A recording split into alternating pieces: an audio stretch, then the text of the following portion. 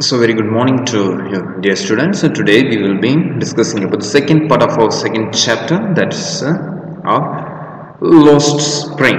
Already we have learned in the first video about the title and its meaning and about our author. In the second part we will be discussing something more about the two main characters that we have. One is of Sahib-e-Alam and another one is of Mukesh, right?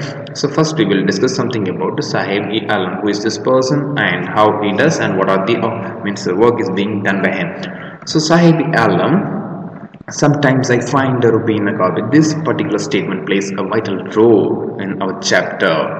And this particular statement, sometimes I find a rupee in a garbage, will explain us more about the occupation that Sahib-e-Alam was doing. So the author examines and analyzes the imposed condition and tradition that condemn children to life of exploitation. These children are denied an education and forced into hardship all in their lives.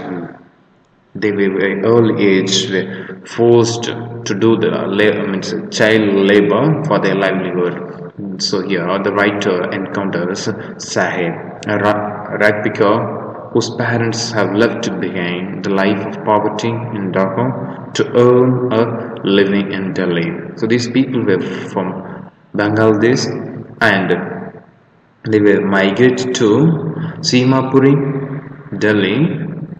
Okay. Then his family, like many other families of rag pickers, lives in Simapuri.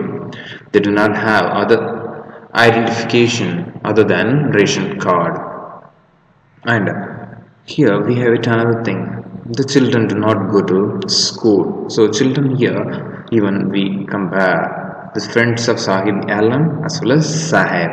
So these people don't go to school and they are excited at the prospect of finding a coin or even a 10 rupee note from the garbage.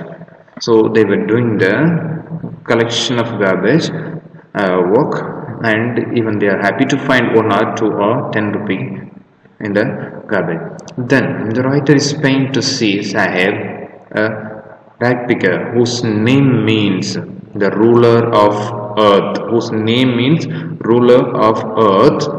lost the spark of childhood and roams barefooted with his friends. And so later on he finds his job, okay, at another occupation was found, and that was from morning to noon. The author encounters him in a tea stall, okay, and he's paid 800 rupees and the meals, and he Sahib-e-Alam sadly realizes that he is no longer his own master, and his loss of identity weighs very heavy on his tender shoulder. So that's about Sahib-e-Alam. Now we will discuss something more about Mukesh, yet another characteristics that we have. So Mukesh-e-Alam, that I want to drive a car. This is ambition. His traditional work is the bangle maker, but here his main motto was to become a motor mechanic. So the author then tells about another victim, that's already we know Mukesh, who wants to become motor mechanic. He has always worked in the glass making industry, so that's about his occupation, and they are exposed to various health issues like losing their eyesight as they work in asthmatic condition in dark and in his cells. And Mukesh's father is blind, as like his father and grandfather before him. So burdened are the bangle makers of Faizabad that they have lost the ability to dream, unlike Mukesh, who dreams of driving a car. So here he has a kind of a big fight, who Mukesh has a kind of big fight, whether he has to do the traditional work or he has to go and achieve his aim, that's to become a motor mechanic.